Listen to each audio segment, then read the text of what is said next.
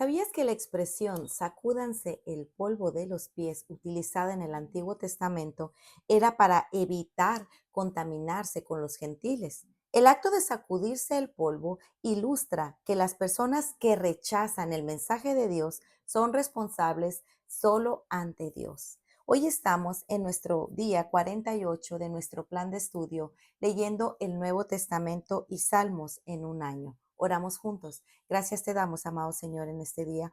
Padre, te pedimos que nos ayudes en esta lectura, que tu Espíritu Santo nos guíe a través de tu palabra. Ilumina nuestras mentes, ayúdanos a meditar diariamente en nuestras vidas y transforma nuestras mentes y nuestros corazones a tu obediencia. En el nombre de tu Hijo amado Jesucristo te lo pedimos y decimos amén.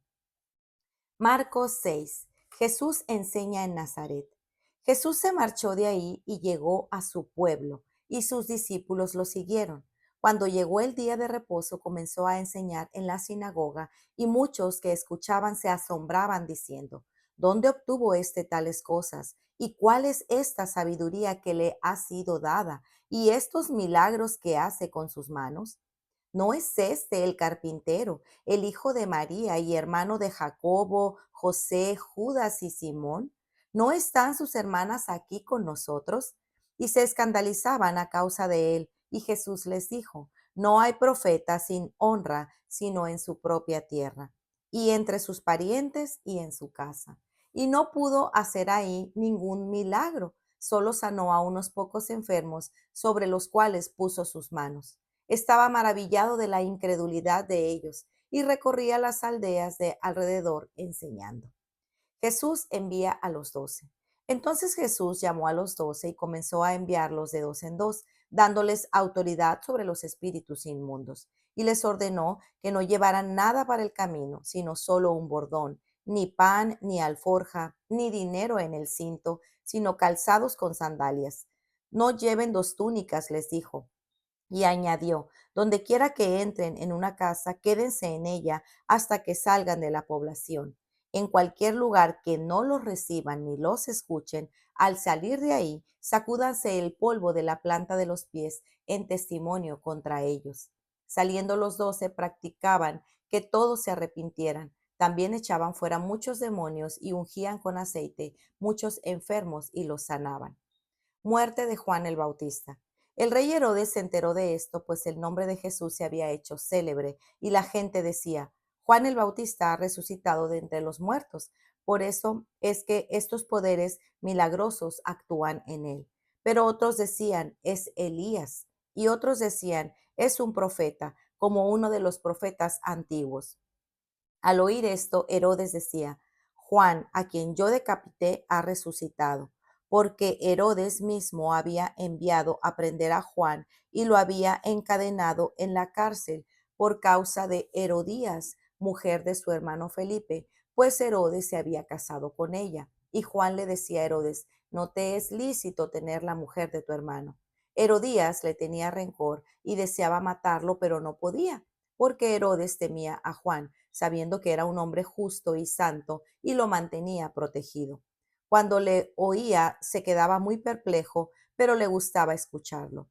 Llegó un día oportuno cuando Herodes, siendo su cumpleaños, ofreció un banquete a sus nobles y comandantes y a los principales de Galilea.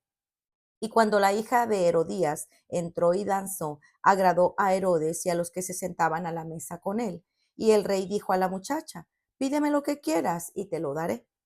Y le juró: Te daré lo que me pidas, hasta la mitad de mi reino. Ella salió y dijo a su madre: ¿Qué pediré? La cabeza de Juan el Bautista, le respondió ella. Enseguida ella se presentó apresuradamente ante el rey con su petición, diciendo: Quiero que me des ahora mismo la cabeza de Juan el Bautista en una bandeja. Aunque el rey se puso muy triste, sin embargo, a causa de sus juramentos y de los que se sentaban con él a la mesa, no quiso contradecirla. Al instante el rey envió a un verdugo y le ordenó que trajera la cabeza de Juan. Él fue y lo decapitó en la cárcel. Y trajo su cabeza en una bandeja y se la dio a la muchacha, y la muchacha se la dio a su madre. Cuando los discípulos de Juan oyeron esto, fueron y se llevaron el cuerpo y le dieron sepultura. Alimentación de los 5,000. Los apóstoles se reunieron con Jesús y le informaron sobre todo lo que habían hecho y enseñado. Y él les dijo, vengan, apártense de los demás a un lugar solitario y descansen un poco, porque había muchos que iban y venían y ellos no tenían tiempo ni siquiera para comer. Y se fueron en la barca a un lugar solitario apartado. Pero la gente los vio salir y muchos los reconocieron y juntos corrieron allá a pie de todas las ciudades y llegaron antes que ellos. Al desembarcar Jesús vio una gran multitud y tuvo compasión de ellos, porque eran como ovejas sin pastor, y comenzó a enseñarles muchas cosas. Y cuando ya era muy tarde, sus discípulos se acercaron a él diciendo, el lugar está desierto y ya es muy tarde. Despídelos para que vayan a los campos y aldeas de alrededor y se compren algo de comer. Denles ustedes de comer, les contestó Jesús. Y ellos le dijeron, ¿quieres que vayamos y compremos 200 denarios de pan y les demos de comer? Jesús les dijo, ¿cuántos panes tienen ustedes? Vayan y vean. Cuando se cercioraron le dijeron 5 panes y 12 peces. Y les mandó que todos se recostaran por grupos sobre la hierba verde, y se recostaron por grupos de 100 y de 50. Entonces él tomó los 5 panes y los 12 peces, y levantando los ojos al cielo, los bendijo, partió los panes y los iba dando a los discípulos para que se los sirvieran. También repartió los 2 peces entre todos. Todos comieron y se saciaron. Recogieron 12 cestas llenas de pedazos y también los de los peces. Los que comieron los panes eran 5,000 hombres. Jesús anda sobre el mar. Enseguida Jesús hizo a sus discípulos subieran a la barca y fueran delante de él al otro lado, a Bethsaida, mientras él despedía a la multitud. Después de despedirse de ellos, se fue al monte a orar. Al anochecer, la barca estaba en medio del mar y él estaba solo en tierra. Y al verlos remar fatigados porque el viento les era contrario, como a la cuarta hora, como a la cuarta vigilia de la noche, fue hacia ellos andando sobre el mar y quería pasarlos de largo. Pero cuando ellos lo vieron andando sobre el mar, pensaron que era un fantasma y se pusieron a gritar porque todos los vieron y se turbaron. Pero enseguida él habló con ellos y les dijo, tengan ánimo, soy yo, no teman. Subió con ellos a la barca y el viento se calmó y ellos estaban asombrados en gran manera porque no había entendido lo de los panes, sino que su mente estaba embotada. Jesús en Genezaret. Terminada la travesía, llegaron a tierra en Genezaret y atracaron en la orilla. Cuando salieron de la barca, la gente enseguida reconoció a Jesús y recorrieron apresuradamente toda aquella región y comenzaron a traer a los enfermos en sus camillas a donde oían decir que él estaba. Dondequiera que él entraba en aldeas, ciudades o campos, ponían a los enfermos en las plazas y le rogaban que les permitiera tocar siquiera el borde de su manto, y todos los que le tocaban quedaban curados. Para reflexionar. El rechazo a Jesús de su propia gente. Nos encontramos en una etapa avanzada del ministerio galileo de Jesús. Después de múltiples milagros y enseñanzas, Marcos nos muestra un giro crucial: la incredulidad, el, el envío de los discípulos y la sombra de la oposición creciente simbolizada en la muerte de Juan. Podrás observar que este es un capítulo marcado por contrastes profundos: la incredulidad de su ciudad natal, Nazaret, contra la fe sincera de aquellos que reconocían su autoridad, aunque no lo conocían personalmente. Jesús en su propia aldea no pudo realizar sus hermosas y poderosas obras a causa de la incredulidad de la gente de su propio pueblo. Y es que nuestros prejuicios o ideas preconcebidas, producto de nuestro razonamiento, son un obstáculo para la fe. Recordemos que no somos Dios, no somos omniscientes, ni en nosotros habita toda la sabiduría.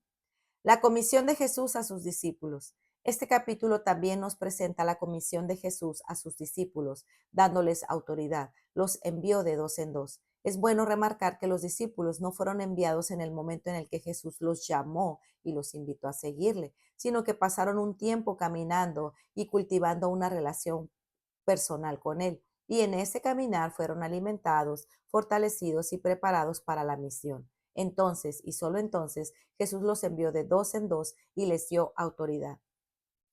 Este momento marca una transición clara en su discipulado. Pasaron de oír y observar a obedecer y servir. Nota que Jesús no los envía sin antes haberlos instruido. Cada etapa que vivieron al escuchar y aprender la convivencia con Él, el asombro, las preguntas, incluso los errores, fueron necesarios para prepararlos para ser enviados. Así es también para cada uno de nosotros. El discipulado progresivo es exactamente eso, progresivo. No hay atajos ni saltos. Cada etapa es la base sobre la cual se construye la siguiente. El aprendizaje da paso a la obediencia a la madurez y la madurez al servicio con fruto. Recuerda, Jesús no busca solo oyentes, sino seguidores activos, no perfectos, pues sí, pero sí dispuestos. Nos llama primero a estar con Él, luego nos envía a nuestras casas, comunidades, iglesias, trabajos para ser sal y luz. Dios no nos llama a depender de nuestros recursos, sino a confiar en que cada día nos dará lo que necesitamos, y es una vida de fe, de total dependencia en Él. Jesús les ordenó que no llevaran nada para el camino, sino solo un bordón, ni pan, ni alforja, ni dinero en el cinto.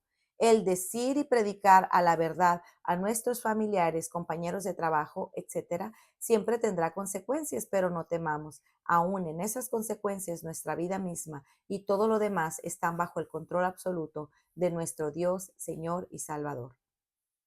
Muerte de Juan el Bautista.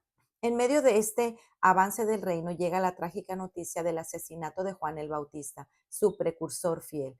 Jesús, en lugar de detenerse, responde con compasión, enseñando y alimentando a las multitudes, aún en medio del dolor y el cansancio. Lo que sostiene a Jesús en ese momento no es el entusiasmo de las multitudes ni la respuesta de la gente. Su motivación no provenía de los frutos visibles, sino de su obediencia al Padre. Él sabía quién era y por quién había venido. Como escribió el apóstol Pablo en Filipenses 2, 6 al 8, el cual, aunque existía en forma de Dios, no consideró el ser igual a Dios como algo a que aferrarse, sino que se despojó a sí mismo, tomando forma de siervo, haciéndose semejante a los hombres, y hallándose en forma de hombre, se humilló él mismo, haciéndose obediente hasta la muerte y muerte de cruz. Jesús es el cumplimiento del siervo sufriente de Isaías 53, aquel que sería despreciado y desechado de los hombres, quien cargaría con nuestros pecados y dolencias para traer salvación. Por eso ni la incredulidad, ni el rechazo, ni la muerte de Juan, ni la dureza del camino lo desanimaron ni lo desenfocaron. Él vino a rescatar y nada lo desvió de esa misión. Cultivar un corazón compasivo. Todos los que tocaban quedaban curados, pero no todos le buscaban para seguirle, sino para ser sanados solamente. El amor de Cristo no hacía acepción de personas porque Él hace salir su sol sobre malos y buenos y llover sobre justos e injustos. Mateo 5:45. Dios también nos llama a mirar más allá de la insistencia y el esfuerzo de algunas personas. Nos llama a ver la necesidad real, la sed de su alma, y no solamente a mirar, sino a ser un instrumento de provisión para ellas. Aunque tengamos poco, levantemos nuestros ojos al cielo, al Padre de las luces, pues Él proveerá la palabra de vida y suplirá conforme a sus riquezas en gloria. Para meditar. ¿Estás obstaculizando el obrar de Dios en tu vida a causa de tus ideas preconcebidas sobre su carácter? El Señor tiene procesos específicos con cada uno de nosotros. ¿Has estado buscando saltarte etapas de preparación que Dios ha dispuesto para ti en este momento? Al momento de compartir el Evangelio, ¿eres gobernado por el temor al hombre o por el temor al Señor? ¿Provees y muestras amor solamente a los hermanos en la fe? ¿O los no creyentes a tu alrededor pueden ser testigos de que eres un seguidor de Cristo? Pues muy bien, amigos, este ha sido nuestro día 48. Nos vemos el día de mañana. Que el Señor les bendiga grandemente. Hasta pronto. Bendiciones.